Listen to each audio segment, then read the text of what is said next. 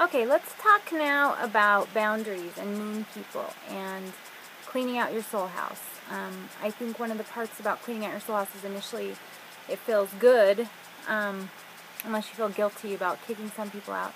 But then there's a panic that kind of overcomes you because you think, well, how am I going to, how am I going to keep these people from coming back in, or how am I going to decide who gets to come back in? And I just want you to trust me on this, because something happens as we start to let go of the lies and we start to cover them with truths. Is our soul kind of starts to self-regulate, and you will get better discernment, and you will start just feeling attracted to the people who are best for your soul, and you will start feeling like moving away from the people who are broken and want to break you.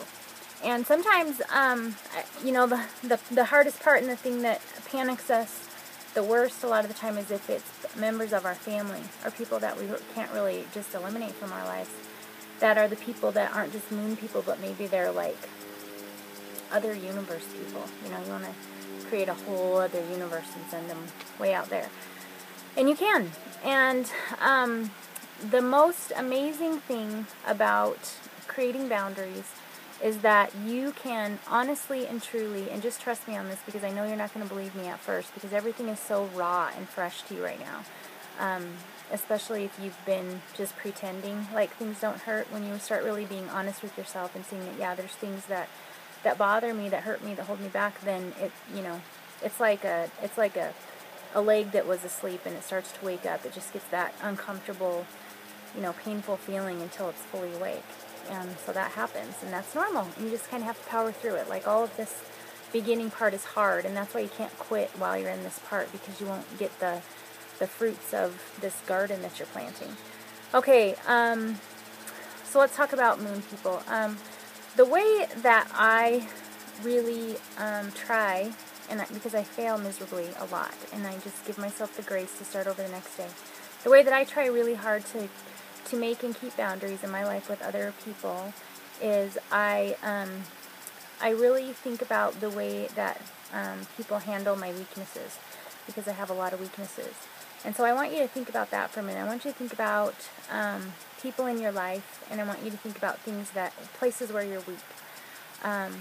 And the people who need to be the furthest away from us are the people who identify our weaknesses and then use them as ways to manipulate us, or to hurt us, or to control us, or to make fun of us, or to constantly pound us down. Those are people that aren't really good for our souls. Now, my personal belief, and my kind of a second rule I have, is that if I have a specific commitment to, or a stewardship to a person, like my husband, who I have promised, in our wedding ceremony, certain things to him, and as a mother, that just the act of being a mother, I can't just ditch out on my kids when they're behaving badly, then I make exceptions to those rules, and I try really hard to constantly heal that relationship until it can get into a healthy place.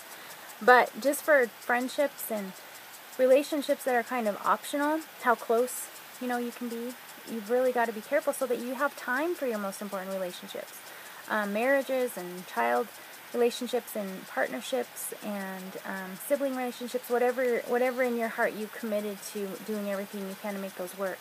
Those have lots and lots of ups and downs, and so there's acts of forgiveness that those are worthy of, from time to time. Not over and over again, I don't think, but from time to time we need to give those people a pass. So that's a whole other conversation, because that's really between you and your truth teller, how far you go with that. But when it comes to friendships and even other family relationships, really look at the intention that person has for your life, and that you're responsible for protecting that little 4-year-old person. Okay, so some of my rules are, like I said, I have a lot of weaknesses, and I'm not going to tell you what they are specifically, because it would take another half hour. But some of my weaknesses are that I will give almost anything to anybody. And so I have to be careful who I get let close in my life, because there's some people who are so broken that they look for people like that, and they'll take everything from you until you don't have anything left. And that's something that I have to be very careful of, because I have a weakness there. I don't have good discernment where that is concerned. And so I have to surround myself with other people who do have discernment, and I have to believe them when they tell me things. So that's the flip side of it. The people that get to be close to your soul house and in inner places of your soul house are the people who identify your weaknesses, and then they do their best to help you where you're weak, to love you where you're weak, to protect you where you're weak. And they don't constantly point those things out, if ever. You know, often the people who are the kindest and mean the most to us in our lives are those who know all the places where we're weak. But they don't point those things out to us. They point out our strengths to us. And then they go and they cover us where we're weak. They stand in front of us where we're weak. They defend us where we're weak. They protect us where we're weak. They teach us. And they fill in the gaps where we're weak. Instead of using our weaknesses as ways to hurt us, they use our weaknesses as ways to love us very, very best. And so those are my rules for who gets to be close to my soul house or who needs to be on the moon. Now, the thing about sending people to the moon is, like I said in all the other videos, it's a very personal decision, and it's not meant to hurt anybody. It's meant to protect ourselves and them. And the thing that's beautiful about putting people on the moon or anywhere else is that you don't expect them to behave any differently than they've always behaved. And so if they're far enough away, you can love them exactly as they are, and they won't hurt you. And so it's an act of unconditional love to put somebody in a place where they can behave however they're going to behave, and you can still love them. So you have to decide how far away is that going to have to be without me getting hurt.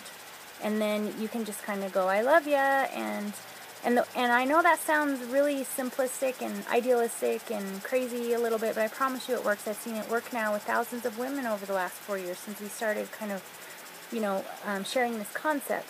The thing that hurts you with other people is when you think that this will be the Thanksgiving that Aunt Mildred doesn't say something terrible to you to hurt your feelings. That's when you get hurt, is when you expect that someday everything's going to change and they're going to treat me with respect and kindness and love. What you need to do is go into the situation knowing that it's probably going to be exactly like it always has been, and it might even get worse, and you're going to love them anyway. You're going to accept them anyway. You're just going to deal with it anyway. And the way you're going to deal with it is to create a boundary where you don't get hurt and where they can be exactly who they are and you can be exactly who you are. So it's actually an act of love, not an act of selfishness. It's a way that you will be able to be better in the world, and so will they. And it also gives them the freedom to heal from whatever it is that's making people create boundaries from them. So I hope that helped about moon people.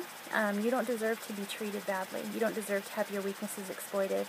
And you need to understand that you will have weaknesses for the rest of your life. And that doesn't mean anything about you except that you're a human being. And you're a beautiful soul living through experiences, trying to figure things out and learn things. And there will always be weak points in you that you were born with. And I believe that they were there so that the right people can come and have the blessing of loving us in the best way in those weak places, showing their strengths where we're weak, and then we get to have the beautiful opportunity to love others where they're weak. So it's actually a beautiful thing, and you deserve to be protected, and you're the only one that can do that. So I hope you will, and remember, this is just the first week. You will get better at this. You will. I know it seems hard now, and it seems like it's not possible, but as you stick through this, like I said, your soul's going to start to be a self-regulating machine that kind of keeps you safe from other people. So just keep on trucking and keep on believing, and the best thing that you can do is stand upright and walk as if you're beloved, and that will start to create boundaries for you. But in the meantime, just keep restoring and keep feeling okay about letting hurtful things go. Okay, good job. I love you.